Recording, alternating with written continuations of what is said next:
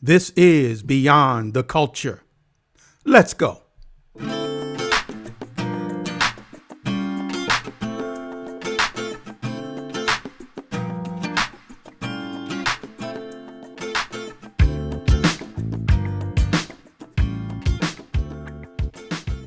I'm so excited that you took the time to join us on the next episode of Beyond the Culture.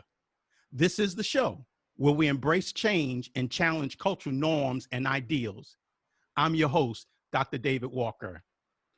Uh, Today, I want to have a conversation about race, bias, prejudice, and supremacy.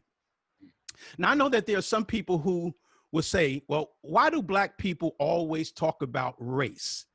There are a large number of people who say, well, we live in a post-racial society, and they believe that because since the election of the first Black president, and of course, since we had this recent nomination of Senator Kamala Harris as the vice presidential nominee, many people believe that in America, we live in a post-racial society. And they're asking, is race still a factor? And that's kind of what we want to answer today. Is race still a factor? Is it still important to talk about the subject of race? Although many Blacks have advanced, is the subject, the conversation still needed to be had? And so today I brought a guest on, and we're just going to have a conversation about race. And my guest today is Dr. Frederick Engram. Dr. Engram is the assistant professor of instruction in the Department of Criminology, Criminal Justice, and the Center for African American Studies at the University of Texas at Arlington. Dr. Engram is an expert of graduate enrollment and diversity, equity, and inclusion. He focuses his work on the lived experiences of African American graduate students enrolled at PWIs. And PWI means predominantly white institutions. He is a qualitative researcher who grounds his research in critical race theory. And that's what we'll be talking about today. We'll talk a little bit more about critical race theory. So at this time, I'd like to welcome to the show my guest today, Dr. Frederick Engram. Dr. Fred, how you doing today? I'm good, man. How are you? Man, I am just so excited to have you on the show today, and so that we can have this important conversation. Let's And talk. So as I said in the introduction, some are asking, is it still important to talk about race? And so we'll probably answer that by the time we finish this conversation. So where I want to start, of course, I just mentioned the recent nomination of Senator Kamala Harris as the vice presidential nominee with presidential nominee Joe Biden. So I want to start there today. And so what are your thoughts? Just give us your thoughts of her nomination, of the nomination of Senator Kamala Harris as the first Black woman on the national presidential ticket. So I think it's absolutely amazing that this Black and uh, Indian woman was nominated. It's historic. Mm-hmm. It's transformative. Um, it's a shot to the patriarchy. Mm-hmm. So for all those reasons, I think it's amazing. Um, but I do think that Senator Harris has some things in her background that cause people to have questions about whether or not she is right for the people. I Okay. personally believe that she is, especially when you look at who the options are um, and who we've had, right? Mm-hmm. Mm-hmm. So I think that she is more than prepared and adequate to do this job and to do an amazing job of it. I think the problem is that a lot of people, here's the issue that I have and I've had for about a year now. People outside of California really didn't have a reason to call Kamala a cop Okay. until a white woman wrote an article, I think January, the top of January, where she was discussing, and I want to say like January last year. I feel like we've been in a pandemic so long, I don't even know what year, whatever it was. Right. But anyways, she wrote an op-ed essentially calling Kamala a cop. Okay. and writing a really scathing article that really discussed Kamala's record, and how, you know, her decisions when she was AG, and how they disproportionately affected Black and brown people. Mm-hmm. Um, what I don't believe she took into consideration was the way that Kamala, in fact, lessened a lot of things, created alternative for punitive measures and that sort of thing. There was no discussion of that. And because, you know, people really don't want to read and do the research on their own, all they needed was a reason to dislike a Black woman. And Sure. so that, to me, gave them the green light to go. Some people I know in California were like, no, we were calling her a cop long before the article. And it could simply be because she was the AG, because of her position and that sort of thing. That's neither here nor there for me. Go ahead. Yeah. So let me jump in here because it sounds like you're talking about her qualifications. So, Right. do you see her as qualified for this position that she's been nominated for? Does her background give her the qualification for the position? 100%. I think that's without question that she's more than qualified, to lead this role. Okay. And that for me has never been a question, at all. I guess the part that I struggle with in this conversation is that watching whether or not people are actually considering whether she's qualified based on her record, her qualifications themselves, or her being a Black woman. Okay. And so the struggle for me is making sure that we're determining what the difference is, because I feel like people are right and just to have questions about her record, right? You know, prior to being senator and prior to her run for VP. That's, to me, that's par for the course. That's a Mm-hmm. very, that's open dialogue, and everyone should be able to have that. But when you start saying things and making particular comments that lean into a white supremacist narrative about Black women, Right. and beginning to describe her in ways that I feel are a little bit outside of the bounds of what we should be talking about, that's where I'm having an issue.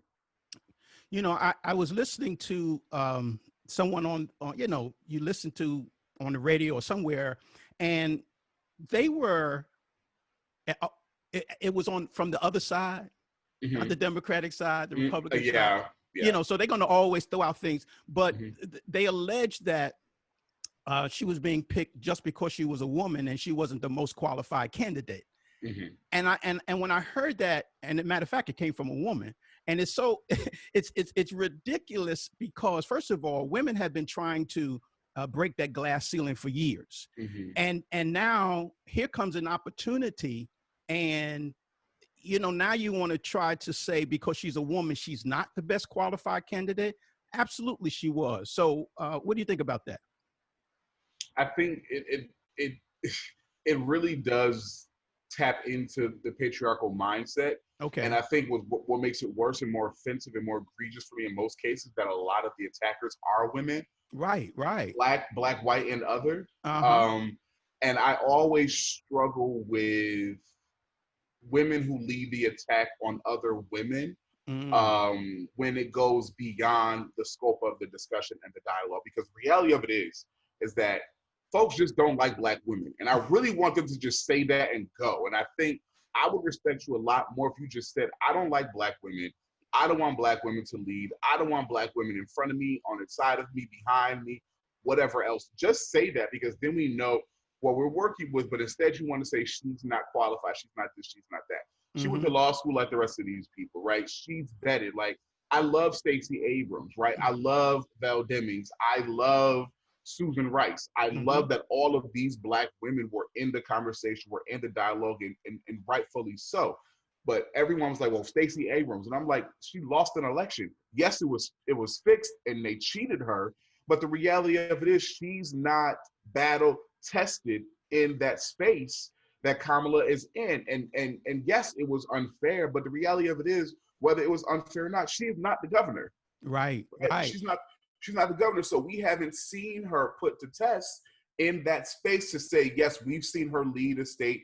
We've seen her pull Georgia out of the wherever it was, the dark ages in some parts of it, and that sort of thing. Then we could say, yes, we've seen her. We Right. know how she leads. We Mm-hmm. know her politics. We know who she goes to bat for. We know how she shows up for people. Yes, Mm-hmm. that's who it should be. Instead, we're arguing whether Kamala should be there or not. But I'm like, she is battle tested, Tested. right? Yes. And Yes. in three different spaces. So I'm like, what are we talking about? Just say you don't like her, period. Absolutely. That's it. Yeah. Yeah. Yeah.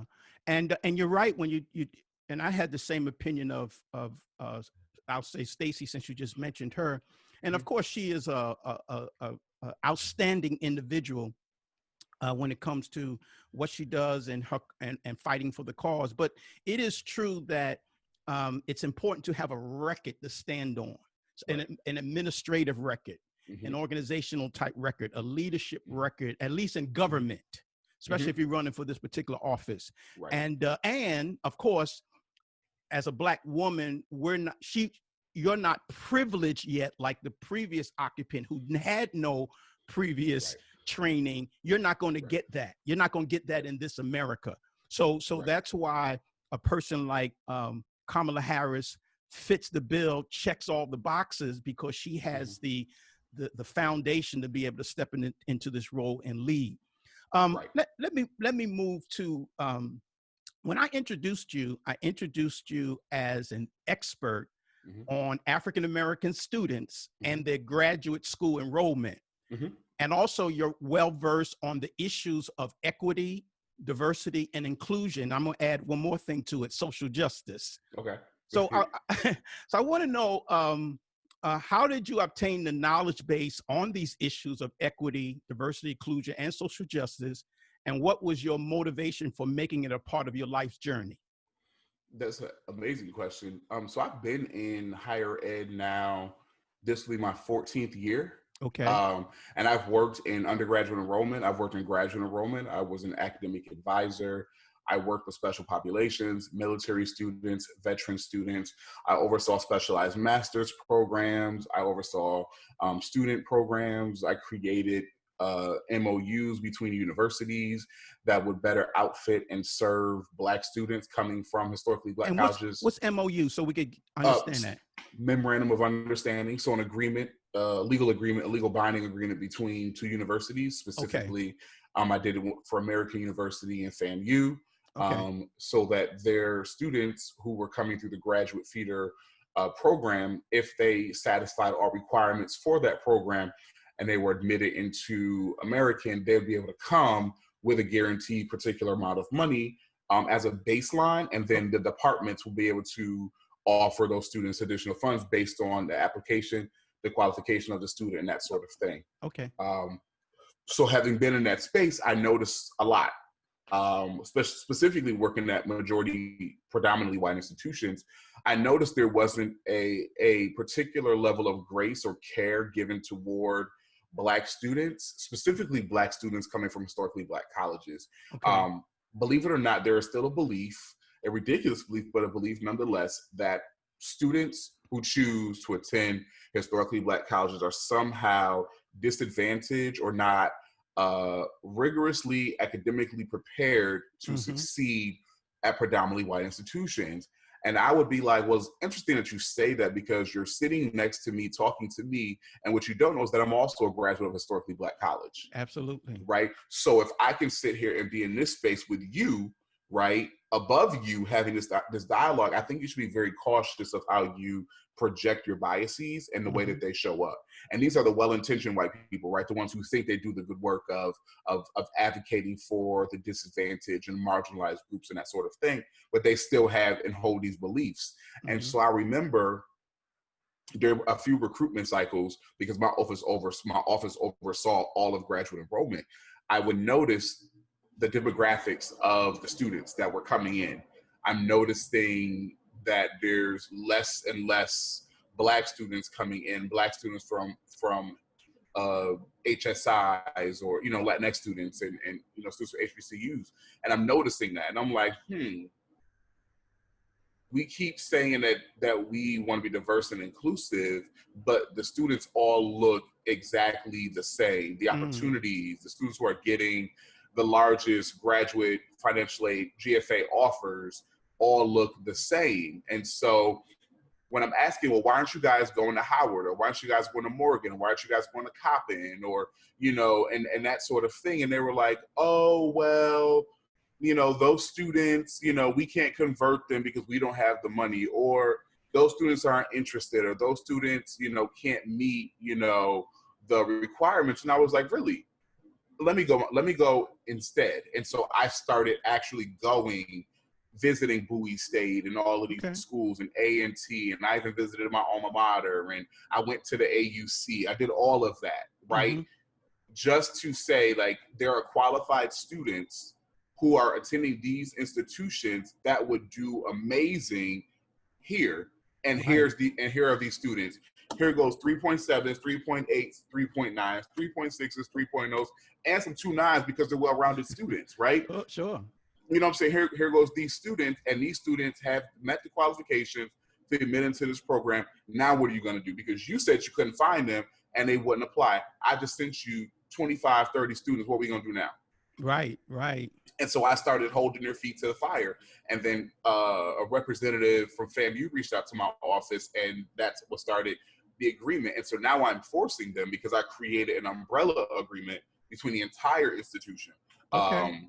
with the exception of the law school, that would provide for these students. And then we started seeing top prospects from HBCU. We started Mm-hmm. seeing departments reaching out saying, hey, Fred, we were supposed to send someone to Hampton, but they're unable to go, yada, yada, could you go? And it's almost like I became the unofficial HBCU whisperer, right? Okay. Whenever these white people couldn't convert the Black students, they couldn't convince them to enroll their institution, it was like, call Fred. And I was like, pause. I don't mind helping, but I want to make sure of something. Okay. I'm not open to or interested in placing Black students in harm's way. Okay. So I want to make sure that if we're bringing these students into this space, that you are ready, able to, and adequately prepared to service these students while they're in your seat, right? Mm-hmm. That you're able to provide them whatever they're going to need, that they're going to have representation, and that they're going to have the right kind of people in place to be able to nurture these students from enrollment through graduation. And if you can't promise that, do not call me. Right. So it sounds like you're saying that it's important, the role of higher education in breaking down barriers across race it's extremely important. Would you say that? Agreed. Okay.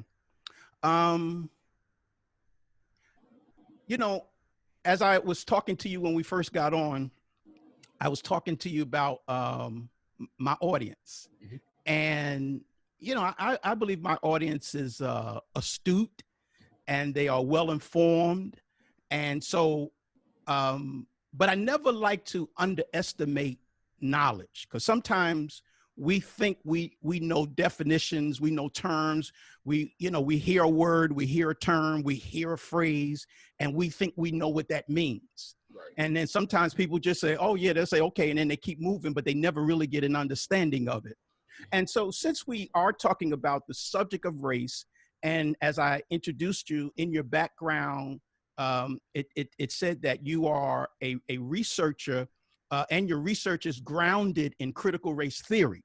Correct. And so what I want to do, and as I said, without necessarily getting into all the weeds about critical race theory, I just wanted to talk about it because it's an operative lens to critically examine the effects of race and racism. And so I just want to kind of pull out a couple of points about it. We know it was developed by, Derek Bell, Freeman, and Delgado, and some others talked about critical race theory as well. But there's 2 or 3 points in critical race theory that I want to talk about with you. One of them is called race as a construct. Yeah. And I want you to talk about race being a construction. Talk about that.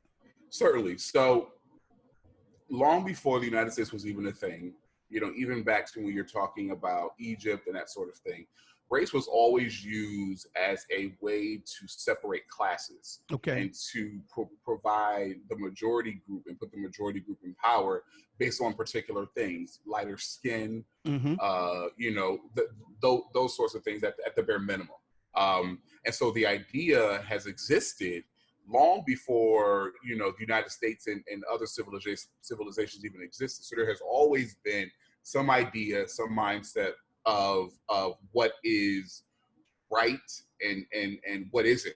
And typically what is right was always the fairer skin, the lighter complexion, the lighter eyes, all of those things. But when we get into it where it more so concerns us as we talk about the founding and the establishment of this country, race was already here, right? Okay. In reference to these dynamics, but what did not exist was whiteness and blackness in terms. Okay. There was definitely an obvious distinction between those who are from Africa and those who are from Europe and that sort of thing. And then there were, ways, things created, laws that were created that kept, white Europeans from marrying black Africans and all of that. And as a way to truly police and create some level of hierarchy among the different ethnic groups. Okay. But then whiteness was legalized around 1681 or so as a means of truly separating and making a distinction between black people or white people and everybody else, right? And so once you entered the United States, Europeans, you had an opportunity to buy into this construct of whiteness. And so that's essentially where that came from. And then as they began to, obviously continue with the slave trade and the enslaving of black Africans, they began to come up with that term black as a negative for a very long time. And then obviously we took it back, but it existed as a way to separate and to create a sense of hierarchy. And my understanding, the term white, like we say white people, that is not something that you can go back thousands and thousands of years. It's more recent. Give us about when that term started, when the term white people, when did that first start? So Dr. Jacqueline Battaloria discusses in her book, Birth of a White Nation. Give us her name again. What's her name? Dr. Jacqueline Battaloria. Okay, got it. She's the author of Birth of a White Nation. She talks about that white people did not exist in the world, not just here, but in the world until about 1681.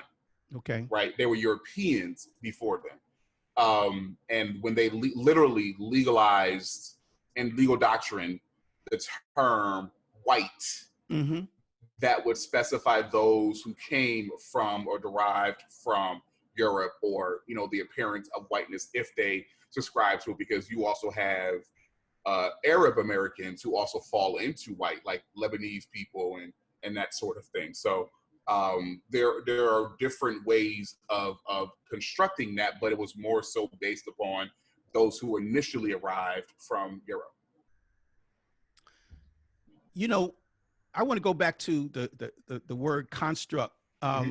And this is nothing new. I'm sure if there's an Italian American listening to me right now or an Irish American, they are aware that originally when their ancestors came to America, there was backlash. The white society of America rejected them because they did not consider them white. But you have to even go further than that too, because most of what's so funny about present day politics and certain individuals that we don't speak of, and the times of old, is that their main goal is to keep Mexicans out because they are criminals allegedly and all these other things. What's so interesting is some of the earliest white people that arrived into the colonies were sent here from Great Britain because they were criminals themselves, right, and they were ridding themselves of these particular Europeans, and so they sent them over here, right? And they were sent over here as indentured servants and all these other things initially. So that's how a lot of these white folks got here, right? They were here because they were the criminals and they were kicked out. Right, they didn't leave because of war-torn issues. They were kicked out of their country because they were criminals, right? So it's just it's ironic, right, that's the conversation that we're having now. Yeah, and going back to that, if you was to ask the average Italian or Irish person, they would say that they are white, and so that would be an indication of how race is constructed, because someone determined at one point in history that they were not white. Right. But if you ask them today, they're white. So you know what I'm saying? So it just goes to show that whiteness and position and race can be moved. You know what I'm saying? It can be placed in different places to manipulate it. Yeah. Right, manipulate it to create hierarchies. You know. Let me get one more thing that I want to talk about under critical race theory, and that has to do with the permanence of racism, or the pervasiveness of racism. Now, you know, racism, and a lot of people don't understand actually what racism is. Of course, if you read Dr. Claude Anderson in any of his books, Black Labor, White Wealth, or Powernomics, he talks about how it has to do with people groups, you know, when racism. So primarily, people groups affects other people groups. White people groups affect Black people groups. If you read Dr. Joy DeGruy, and her book is Post-Traumatic Slave Syndrome. Yeah, what she talks about is that she does that demonstration. Raise your hand and tell me in what ways can whites as a people group affect Black lives, like education and economics and political. And of course, everyone raise their hand and say, yes, whites as a people group can affect Black life. But then she asked the question, how many of you think that Black people as a people group can affect whites, their economics, their politics, and all those different things? And no one raised their hands, because it's a greater influence from whites towards Blacks, and Blacks cannot affect white economics or white power. So therefore, going back to Dr. Claude Anderson, he says racism has to do with power and economics. So therefore, now the question becomes, can Black people be, or I use the term, can they enact racism? What do you think? No. Okay. And talk a little more about that. Right. No, absolutely not. Never, ever. Black people can be bigots. Okay. Black people can be prejudiced. Okay. Black people can uphold white supremacy. Right. Black people cannot, in and of themselves, be racist, because race itself, whiteness and Blackness, were socially constructed by white people. The power dynamic that is needed to exist to be able to exert power and authority over another group of people based upon race has to be given to those who created it.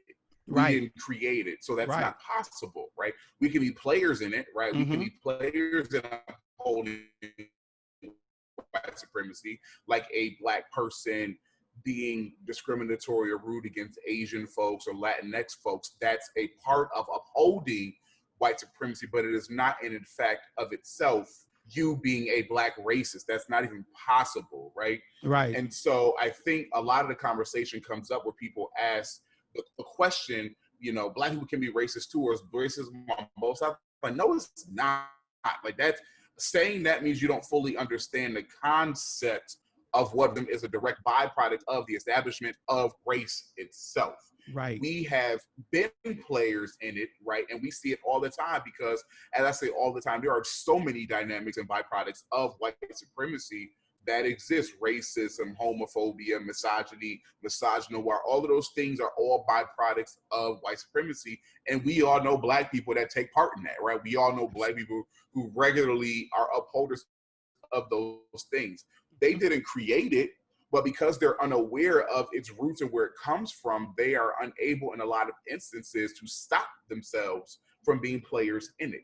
I think once you understand the way that slavery invented capitalism, and capitalism invented the way of life that we currently know it, and the people that benefit most from that are white people and the system of whiteness itself. So Black people cannot be racist. Sorry to inform a lot of people. Absolutely. Here's something I want to talk about. I want to move to the subject of reparations. There's been a lot of conversations. I mean, there's been conversations for centuries when it comes to reparations for Black people. We know that reparations, the root word of reparations is to repair. Right. We know that Americans gave reparations to Jews and to, I think it's the Japanese for the internments. So, and to the indigenous people and as to the well. indigenous people, absolutely. Right. So reparations from America to a particular people group is not unheard of. So we find it in history, but when it comes to African Americans, it has not happened. The discussions continues. And I want to know, where are you on that particular subject? And then what suggestions might you have in terms of reparations? So I 1,000% believe that we need reparations. I think it's so interesting though, because one of the things that are very, it's infuriating. It's also gaslighting, right? When you hear other marginalized groups talk about the way they've been marginalized. And I don't think that it should ever discount the fact of what they dealt with and their experience in America and their long storied history with the United States. I think we can all hold space for each of those horrific occurrences, but no one wants to hold space for us. We are the only people who are constantly told and reminded to shut up and get over it, right? We are the only folks who are told to no longer bring it up, right? But we are us. Black Americans, those of us who are born in the United States, are direct descendants of 400 years of enslavement in this country, right? Like, we carry the names of our white ancestors, right? Not by choice, by force, right? Yes. I have Irish and British blood, not by choice, but by force, right? But when you look at our Jewish counterparts who 100% received, reparations for the Holocaust. Slavery was called and considered the African Holocaust, but we can't say that. We can't talk about that. How dare we ever even consider comparing and bringing it about? And no one's comparing it. This isn't the Oppression Olympics. We can hold space for your pain and your trauma and your suffering, but also hold space for ours. We are the only ones who no one wants to recognize our humanity and the things that we dealt with that we are still dealing with, right? The indigenous people in some instances, because now they show up as Latinx folks, are dealing with this, right? But there are other groups that I won't mention because we know who they are, who are not any longer dealing with the same levels of oppression that we are. They don't have to worry about it being open season on them for simply walking down the street in a hoodie, and you can't look too long at a white person in 2020 because that could incite them to decide they want to end your life. These other groups are not still dealing with being round up and sent into concentration camps, but our group is, and so in some parts are the original indigenous folks who are now Latinx folks, right? So you have all of these different instances and nuance that come from that. That make it really hard. So I think reparations, 100% yes. What that looks like, I'm not really sure, because some people are like, should it be a one-time payout? I don't know if you could put a price on 400 years of oppressed living, right? I don't know if you could put a particular price tag on the pain and suffering and the genetic trauma that is passed down through us, as Dr. Joy DeGree talks about in post-traumatic slave syndrome, that people are still exhibiting. I don't know if you can put a particular check on it, but I do think that there needs to be a occurrence of that, right? And we can talk about what that looks like, being able to get whatever we need to be able to survive, to put ourselves on equal footing. There are a lot of different options that people have thought about and they have brought up. I'm not sure exactly which one will work for everyone, because blackness is not monolithic, and we shouldn't assume that because it'll work for you or it'll work for me, that it'll work for the least of us. But I definitely think that we need something, and it needs to be first an awakening, and because that's the repair part of reparations. It's not just cut a check and now they're paid, everyone get over it. No. It is reckoning with what occurred and how it has placed itself into the society that we live in now. Right. Let's have a conversation about the protests. Right. Yeah. So we know the protests are going on around the country, and obviously that'll lead us into Black Lives Matter. So you can kind of bring them both in together. So just talk a little bit about that. The present protests, Is it working? Do you think it's effective? Just give us your opinion on what's happening with the protests. What I think is so interesting is, again, every time Black people do something it's wrong, we Mm-hmm. shouldn't go about it. White people have the audacity to tell us how we should protest. What? um, And I 100% think that it's working. I think that it's necessary. Civil unrest is necessary. Civil unrest is the voice of the unheard. Dr. Martin Luther King, right? You know what I mean? And people don't seem to understand that very simple concept. We say no justice, no peace. If we got justice, then we got peace. Right, if we don't have any justice, we don't have any peace. And stop asking us to sit down. Stop asking people not to protest. Stop begging people to let it ride. No, because that's part of the problem, right? Mm-hmm. I think that the young people need to be able to exhibit and exert their rage in how they see fit. This whole country was built on capitalism, so I don't care that a window got busted or that a building got burnt down. I don't care, right? Mm-hmm. Because when you're talking about how they have benefited from our lives and our existence, this is nothing, right? To me, it's nothing.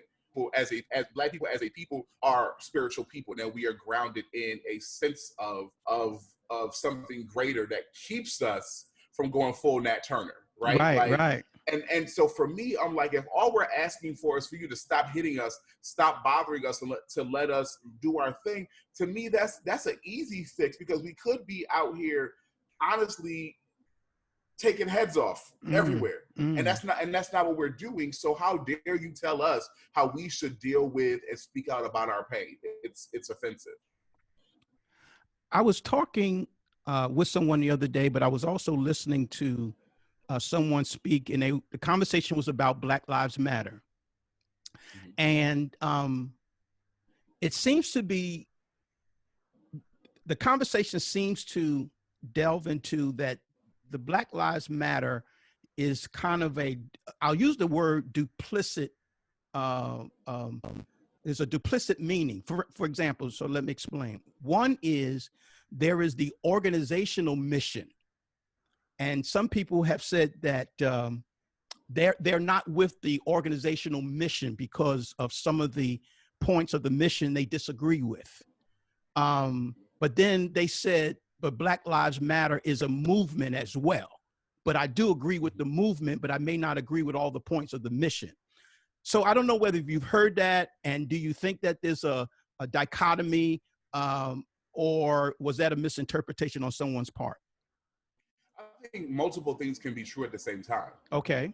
Right? Mm-hmm. I think that there could definitely be a disconnect in what the mission is of Black lives to a particular person, while still understanding the need for it to exist and the movement to exist itself. Okay. I think for me, in having conversations with people, specifically cishet Black males, cis hetero Black males, their beliefs are that the Black Lives Matter movement only apply to the killing of Black men at the hands of police. Okay.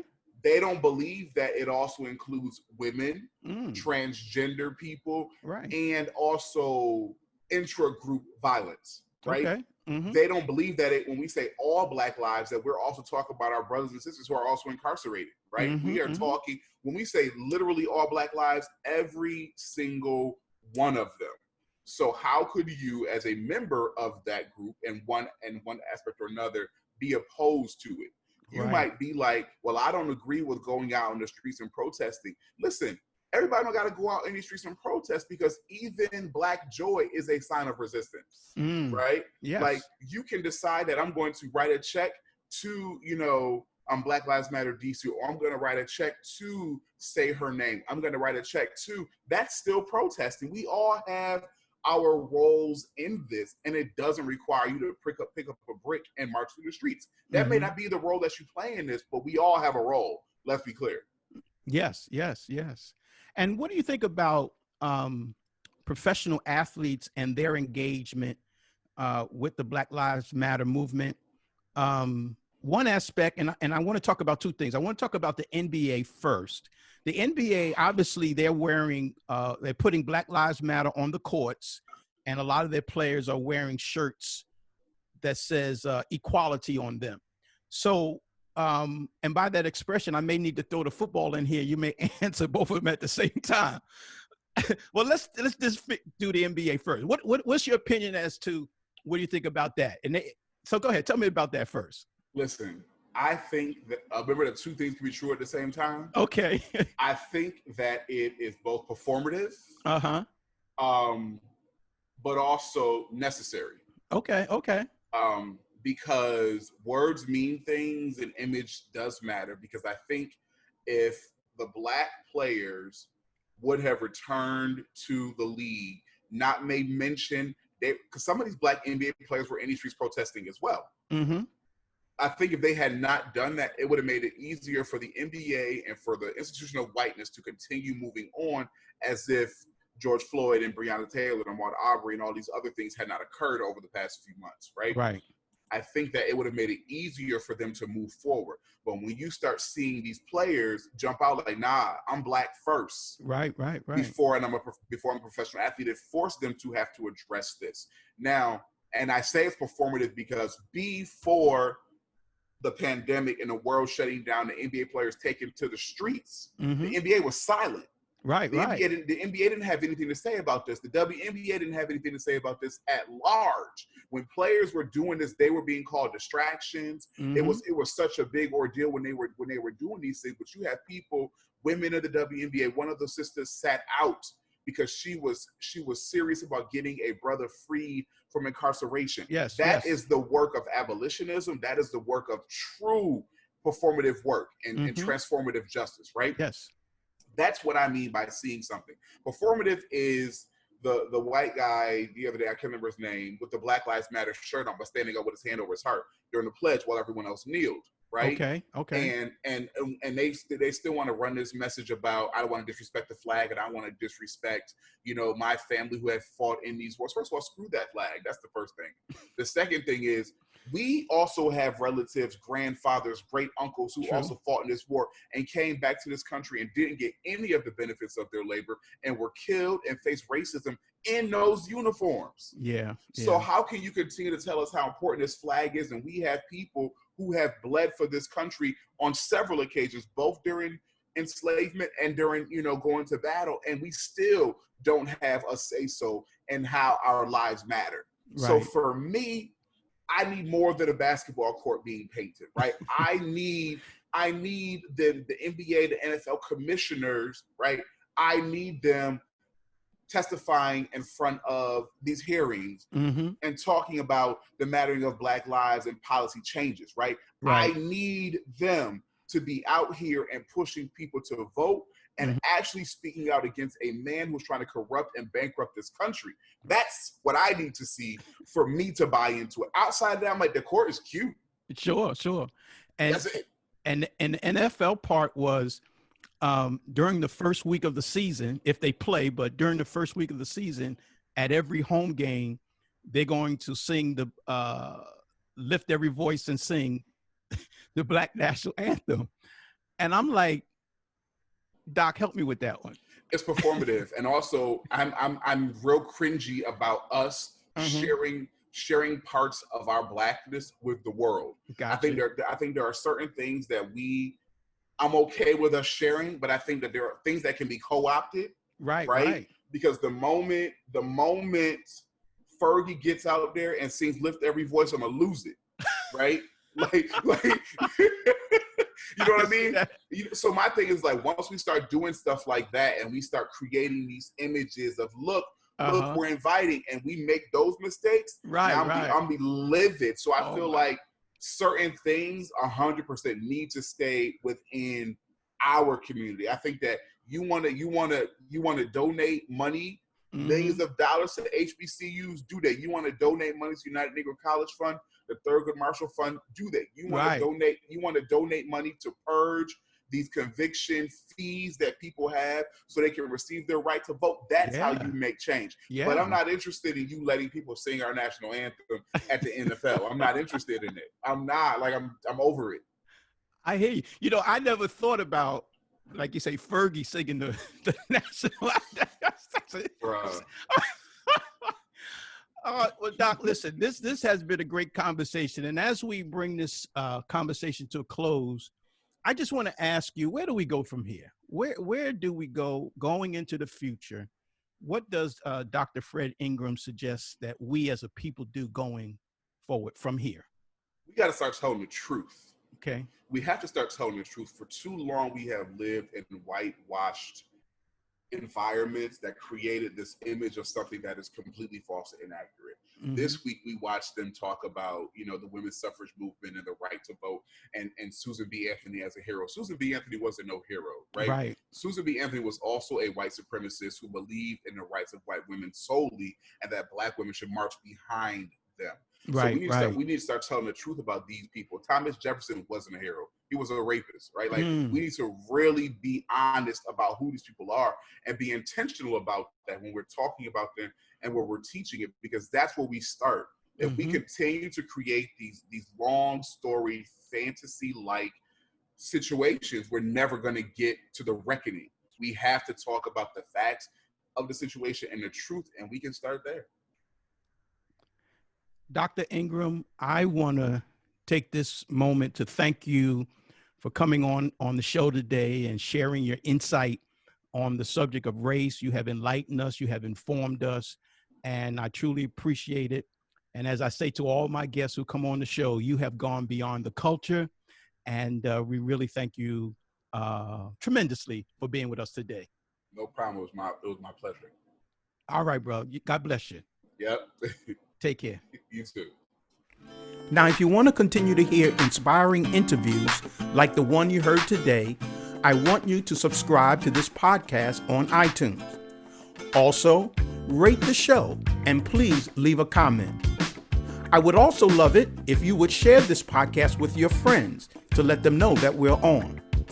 Finally, please go to our website at www.beyondtheculturepodcast.com, or you can email me at beyondtheculturepodcast@gmail.com. On the website, you can subscribe to the show and connect with me by leaving your email address. I'd love to hear from you. This is your host, Dr. David Walker, and we'll talk again on Beyond the Culture. Take care.